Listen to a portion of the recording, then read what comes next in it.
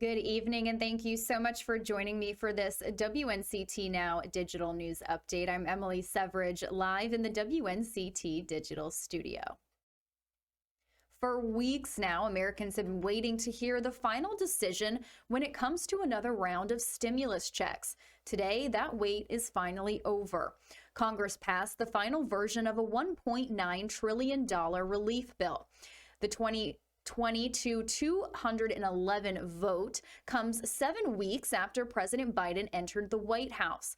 The American Rescue Plan, as it's being called, will now make its way to President Biden's desk, where he is expected to sign it Friday afternoon. The final passage means the federal government should be able to launch the delivery of $1,400 stimulus checks almost right away. Keeping up with COVID-19 numbers statewide and here in the East, here are today's numbers. State health officials say hospitalizations continue their dramatic drop. The state is reporting 72 fewer patients in the hospital on Wednesday, bringing the total to the lowest it's been since early October. There are 1,861 new laboratory confirmed cases in the state, and the percent positive remains relatively low at 5.3% based on Monday's testing. That's the 7th day in a row that the number has been below 6%. The state is also reporting another 43 deaths due to the virus. With appeals about reinstating a third-degree murder charge still up in the air and over objections of the prosecution, jury selection in the murder trial of Derek Chauvin moved forward. Juror number one, we're going to have you come right up here. Given the worldwide skies to start. So if you have any errands to run, this morning would be the perfect time to do so, because later this afternoon, not only are temperatures dropping, but the chances for showers will continue to increase, along with those northerly winds increasing to 20 to 40 miles per hour. WNCT.com, your one stop for local news and weather from across the East, with special features like online originals and our live stream WNCT Now. Visit WNCT.com for details not in the newscast. Thanks so much for joining me. If you're just tuning in, I'm Emily Severidge, live in the WNCT digital studio, bringing you some evening updates. WNCT is bringing you live streamed updates every Monday through Friday at 1:30 p.m. and 4 o'clock p.m. to bring you the latest and up-to-date news before our nightly newscast. A Greenville police detective is hospitalized after a serious crash on Tuesday night. Major crimes detective Nikki Verdin is a 14-year-old veteran of the GPD.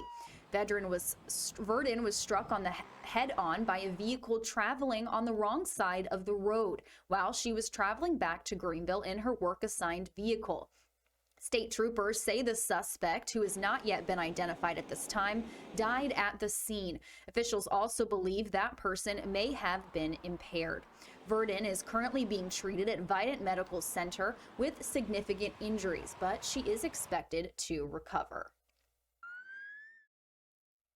Well, today is the start of former Minneapolis police officer Derek Chauvin's trial. Chauvin is the officer seen in the viral video of George Floyd, where Chauvin is pressing his knee into Floyd's neck and back, which ultimately ends up killing him. So today is the start of that trial where they are testing out jurors, and our sister station in Minneapolis reports. With appeals about reinstating a third-degree murder charge still up in the air and over objections of the prosecution, jury selection in the murder trial of Derek Chauvin moved forward. Juror number one, we're going to have you come right up here.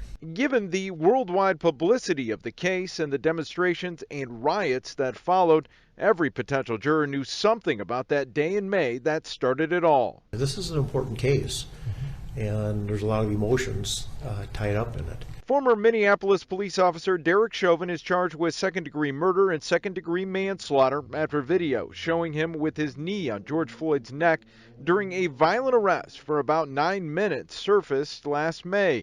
Floyd died a short time later. Many potential jurors came to court with very strong opinions about the case. The question becomes, can you decide the case only on what you hear in the courtroom? Honesty wasn't in short supply. I could try to be impartial. I don't know that I can promise impartiality just based on my opinions and personal experiences. She was dismissed. Another potential juror said Chauvin used excessive force, but today said he was willing to listen to all the evidence. Are you willing to give up that opinion that this was excessive force if evidence were to be presented that convinced you otherwise? Yes. Attorneys are trying to whittle down a jury pool of about 250 people to 12 with 4 alternates. Would you agree that there are 2 sides to every story? Yes.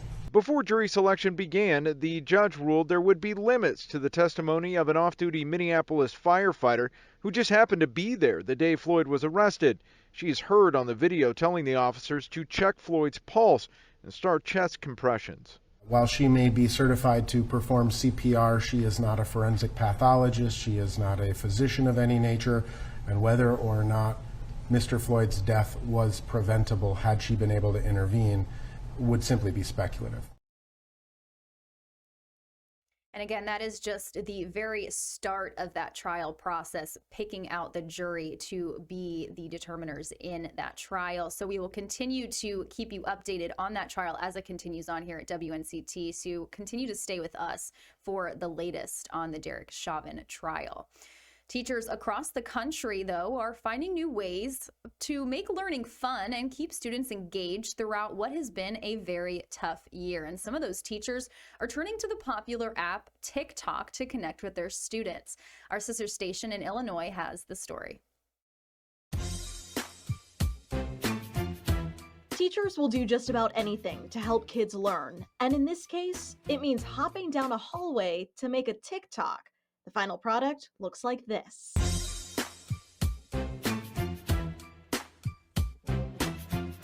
Danielle Murchison and Ileana Lopez teach at Jefferson Middle School in Champaign. Working during the pandemic has meant spending a lot of time alone in the classroom. So they came up with a new way to engage with students, and it means taking a chance on social media. Kids are on TikTok all day. And so if they can use those popular songs and dances and trends to learn math, I mean, why not? It's fun for us, and if school's not fun for us, then it's not fun for them. The pair posts videos about math equations, like this one. Dividing fractions. Keep it, change it, flip it. Other videos show the rules students have to follow while in the building. Wipe it down. It blew my mind because I would have never thought they would make TikToks. Students who watch their videos spend hours on the app. They know it well and say it's a great tool, not just for their current classmates, but future students too. I think it's important because the videos are mainly aimed at our grade level and like students who are coming in that grade level the next year, so they kind of get an experience of what they're going to learn that next year. In a year that's been this pandemic, we haven't had the best ways to build relationships with students in person. And so through social media was how we were building relationships. They're super involved in it. They want me to go viral. And even if they don't go viral, Murchison and Lopez know they're making a difference because they're branching out to a place teachers in the past never could, and they have no plans of turning back. The idea is that if this is where students are, it's up to teachers to kind of grow with that. And teaching is constantly changing. The way that we teach, the way we convey messages, the way that we get students to understand, it is evolving always. And I think as long as you establish that comfortability in those relationships, that's the only way that you can grow and be a stronger teacher.